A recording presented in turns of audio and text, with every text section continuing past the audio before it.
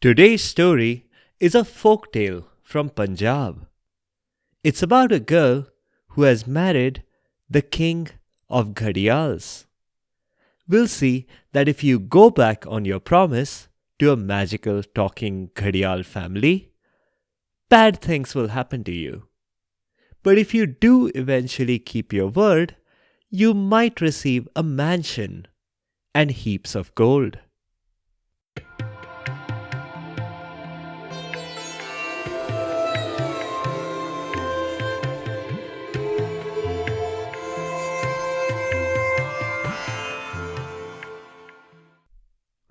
Welcome to Stories from India. This is a podcast that will take you on a journey through the rich mythology, folklore, and history of the Indian subcontinent. I am Narad Muni, the celestial storyteller and the original Time Lord. With my ability to travel through space and time, I can bring you fascinating stories from the past, the present, and the future. From the epic tales of the Mahabharata and Ramayana to the folk tales of the Panchatantra, to stories of Akbar Birbal and Tenali Raman, I have a story for every occasion. The purpose of the stories is neither to pass judgment nor to indoctrinate. My goal is only to share these stories with people who may not have heard them before, and to make them more entertaining for those who have. The girl looked at the river bank, absolutely terrified. She was surrounded by a large group of Gharials, all with their mouths wide open, grinning a toothy grin. She knew that she wouldn't last a minute under the water. The largest of the Gharials approached her, its razor-sharp teeth glistening as she cringed back in fear. Well, we are getting a bit ahead of ourselves. We will get to the suspenseful part and see if the girl managed to survive her encounter with the Gharials. I guess if you're unfamiliar with the term Gharial, maybe my intro didn't feel scary at all. Or maybe it still was, if you imagined a Gharial to be anything worse than a large, crocodile-like creature with extremely sharp teeth. As it happens, a large crocodile-like creature with extremely sharp teeth, specially adapted to catch fish, is a really good description of a Gharial. The story begins on only a slightly different note. It begins with a girl. Let's call her Dulhan. She was running at top speed across her father's farms. "Help! Help! There's a float!" she screamed. The father, Besharam, was not impressed. He said that he didn't know why his daughter needed rescuing from a decorated platform on a truck, typically seen in a carnival. Also, he had just checked his old farmer's almanac, and he was pretty sure there were no plans for a carnival, at least not for a few centuries. This was medieval India, after all. Dulhan caught her breath and clarified that she didn't mean that kind of a float. She meant float as in a group of crocodiles. Except these weren't crocodiles. These were Gharials. They were all basking in Besharam's field. The farmer knew that he had to do something about it. Those Gharials might completely ruin his crops and ruin him financially. But first, he had something much more important to fix. "Dulhan, how many times have I told you? A group of crocodiles is called a float only when it is in the water. When it is on land, you call it a bask. It's in the name. You said it yourself. They were basking in the field. Then, Daddy, what do you call the group when some are in the water and some are on land? Do you call it a flask or a boat? Besharam wasn't impressed. Dad jokes were supposed to be his domain. He was a little ashamed not to have thought of that himself. The farmer decided that some diplomacy was the need of the hour. He would try talking to the Gharials. He certainly didn't have powerful allies to fight back against encroachment.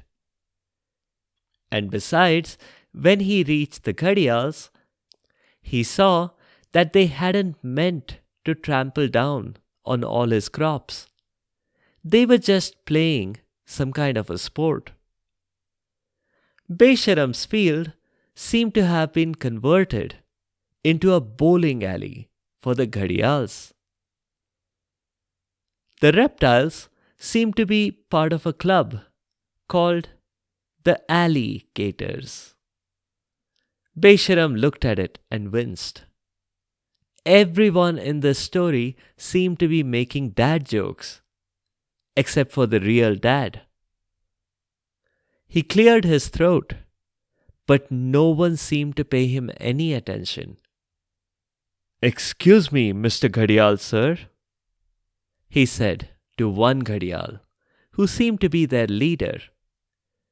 Besharam wasn't quite sure. Something in its manner gave him that impression. Or maybe it was the only one wearing a crown.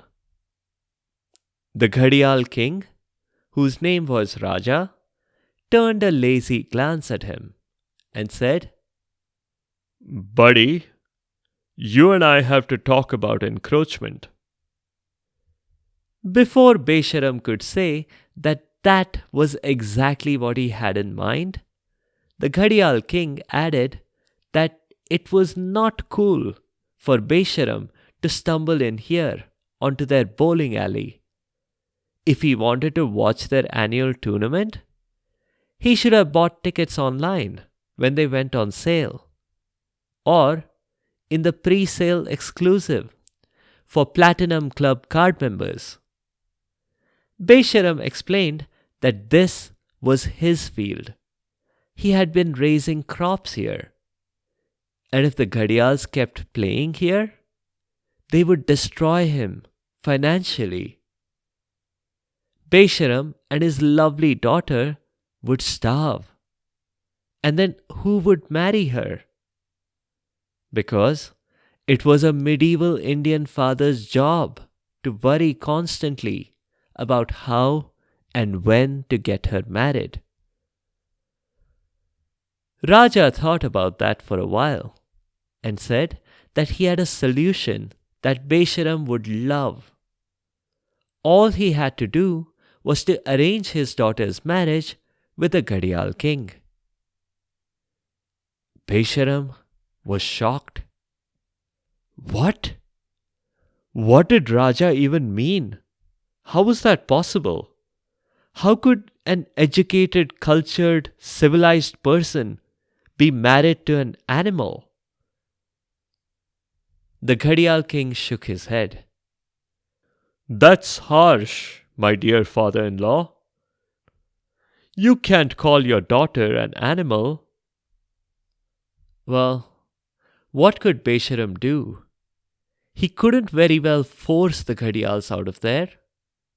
So he gave in. "Deal," he said. Raja nodded in agreement. He blew a whistle, and within seconds, all the Gharials disappeared into the nearby stream, including Raja. Besharam hurried back. He had to quickly do something about the situation before the Gharials came back. All of that night, he kept trying to get a match out of the medieval Indian equivalent of Bharat matrimony. And that medieval Indian equivalent of Bharat matrimony was basically the local gossip club. People with so much time on their hands that they naturally used it to poke their noses into everyone's business. But it worked. Before dawn, Besharam had found a boy who agreed to marry Dulhan. Dulhan woke up the next morning and was shocked. Piles of profiles that her dad had read all night. And what Besharam had told her shocked her further. There was someone whom her dad had promised to give her away to, but then decided he would instead have her marry someone else? How did they end up here? What about doing college and MBA and setting up her own business and all that she wanted? But I guess living in a patriarchal society leaves you with little options. So she grumbled and complained, but no one paid any attention to her. Her marriage was going to be with this other guy, coincidentally named Dulha. And why wait for the next auspicious day? Besharam asked. No time like the present. Let's just get it done before breakfast. That way, we can even save on the costs of hosting a lot of guests. There was a problem though. The Bharat, or the groom's procession, never arrived. Later, it turned out that they were on their way, but a group of Gharials appeared out of nowhere and snapped at the horse that Dulha was riding. Naturally, the horse was scared. Unseating the groom hastily, the horse bolted for the high hills, it being presumed that said high hills were Gharial free. The absence of the horse would have been okay, and Dulha's family had arranged for a backup horse for just such a reason. But the problem was that Dulha had had a bad fall and ruined his clothes. No way was Dulha going to appear in dirty clothes, not for his own wedding. So the wedding would have to be postponed. The wedding would have to be called off, Besharam corrected. He couldn't wait. The Gharials might return. So Besharam pulled out his next few backup options. By now, it shouldn't surprise you that something or the other kept happening that sabotaged each of those options. There was one prospective groom who slipped on a banana peel and fell into a cauldron of soup. Rumor had it that the peel had come from a banana that a passing Gharial had been munching on. Then there was the other prospective groom who had an accident while fishing. It really was strange how a tree branch managed to fall exactly on a boat that was so far away from shore. But no stranger than a meteorite from the sky neatly hitting another groom's little toe and putting him in a cast. For weeks. I will give Besharam credit for his perseverance. But there was a point beyond which he could not continue, because he was rapidly running out of funds. It seemed that the Gharials were going to get what they wanted. And so, Reluctantly, Besharam made a decision for his daughter, just like he had made every other decision on her behalf. He reached the part of his field that was now slowly recovering from the Gharial's bowling tournament. But it wasn't. It wasn't recovering anymore. It was destroyed again. Not by a bowling alley, but by a large tent. The Gharials were all there, and they were all richly dressed, and the tent was decorated as it might be for a wedding. When he asked what was going on, he was told that Raja was getting married. But Besharam's relief was short-lived, because he saw his own daughter's name on the decorations. He decided not to fight it any longer. "Fine, whatever.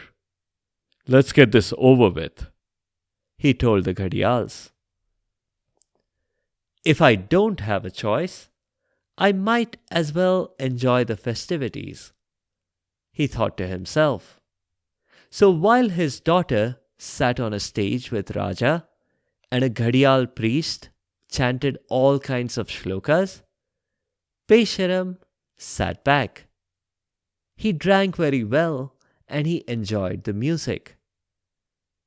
They even had a live band, playing a genre of music that he instantly regretted asking about, because it was rock and roll. Although one of the members of the band wasn't quite up to the mark. If Besharam had to guess, he needed to work on his scales. Besharam even tried to make polite conversation with some of the other wedding guests, including one who seemed to be talking exclusively in hieroglyphics. Apparently, that Gharial, for some reason, considered himself an Egyptian crocodile. A polite relative explained later that Gharial was just living in denial, making Besharam wince again. The wedding concluded, and it was time for Dulhan to leave with Raja. She stood at the river bank and looked at her new husband. Dulhan felt that it wasn't as terrible as she had felt in the intro of the story. "Let's get on with it, shall we?" she asked. "Do you have an underwater breathing apparatus or something for me?" Besharam heard Raja say that she wouldn't be needing one, after which the farmer could not bear to look. He turned away, and his last sight was of his daughter standing there knee-deep in the water, and all those Gharials crowding around her. Within seconds, they had all disappeared. Besharam had a terrible time after that. His guilt kept eating away at him. He often went to the river, but there wasn't anything. Until one day, he received a package. It contained bricks. Lego bricks, to be specific. He didn't know what to make of it. He chuckled at finally having made a dad joke after all. The sad part was that he was no longer a dad. But he was jumping to a conclusion, because in the package there was also a letter. Well, just a sentence scrawled on a little piece of paper. It said, "Daddy, if you want to see me, just toss a brick into the river. If Besharam had been at all involved in his child's education, he would have recognized Dulhan's handwriting. But he didn't. He did take a leap of faith, though. And so he approached the river cautiously. He took a brick from the package and threw it in. He wasn't expecting a splash, considering the size of the brick, but he got one anyway. And not just a little splash, it was a huge one. The waters parted, and there was a surprisingly dry staircase leading all the way to the bottom. Besharam was astounded. But then he looked at the manufacturer on the bricks. They weren't actually made by Lego, but by someone called Moses. As if that was supposed to mean anything. Wrong folklore. Probably. Besharam made his way down to the bottom of the stairs, between the huge walls of water. And then he reached a door in the wall next to him. Politely, he rang the doorbell, and a Gharial guard appeared. The guard looked at him up and down and said, "Whatever you're selling, we don't want it." Besharam tried explaining who he was, but all he got was disbelief. "Your daughter married my king? I don't believe it." The disappointed father was stumped. He had no idea what to say or do next. He couldn't try to suddenly sneak past this 20-foot gharial when it had about 120 razor-sharp teeth. Luckily for him, though, he was heard. Just inside the door was a massive palace, and in the tower closest to the door lived Dulhan. She had survived, and what's more, she was breathing perfectly normally, without a diving suit. Raja had been right after all. She didn't need underwater breathing equipment. Dulhan rushed to the door and welcomed her father in. The Gharial guard apologized for being so suspicious. In his defense, he said he was just doing his job. Dulhan took her father inside, but only after a lengthy tour of the palace gardens. That was just to give her maids some time to hide all her handbags and shoes. You see, those handbags and shoes were made of, well, let's just say that the crocodilians were avenging how many of their family members had been turned into purses for humans. Finally, when they went in, the table was set for dinner. Dulhan served the tastiest of fish dishes, and her kitchen staff had laid out the finest crockery. Naturally. But there was something else at the table besides just dishes and silverware. At the head of the table sat a handsome man. Besharam looked on at this man and wished that his daughter had been married to a man like this, instead of to a slimy, scaly reptile. Now, if he had kept quiet, all would have been well. But he didn't. He said it out loud, at which point the handsome man calmly introduced himself as the slimy, scaly reptile his daughter had married. Also, Raja said that the scaly and reptile was a bit redundant, wasn't it? Since all reptiles known at that time were scaly. Raja went on to explain that there was a curse on him, Beauty and the Beast style. He had been a little arrogant, and a witch turned him into a Gharial. But only when he appeared above the surface of the water. Underwater, he was himself. And what's more, he got a few magic powers too, including that by just waving his hand, he could construct a mansion for his father-in-law and give him heaps of gold. Right there, to his right, where there was just the empty river bed not a moment ago. Raja said that Besharam could stay there underwater if he wanted, and not to worry about breathing underwater. In case Besharam hadn't noticed it, he had been comfortably breathing without any trouble.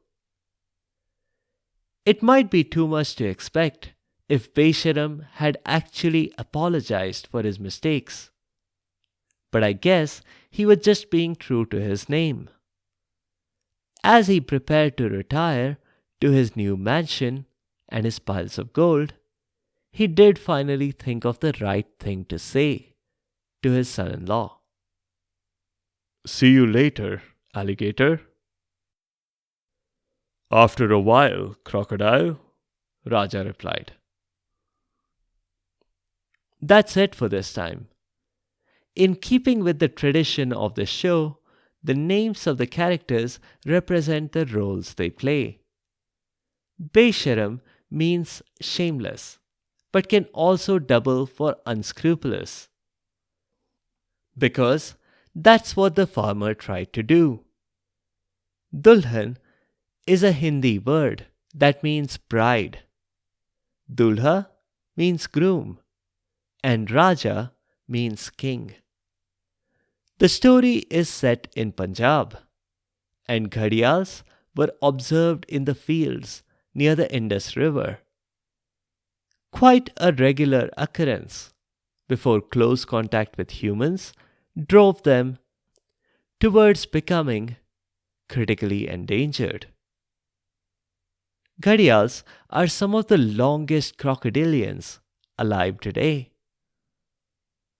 They have about 110 to 120 razor-sharp teeth in a narrow snout that is especially adapted to catching and eating fish. Thank you to everyone who responded on the poll. Both the Mahabharata and Tenali Raman got a large number of votes. So in the next episode, we are back to the Mahabharata. We'll see what happens when the Pandavas try to stay in a palace that is a massive fire hazard. Well, maybe the obvious red flag was that it was gifted to them by their cousins, who had never gifted them anything ever before.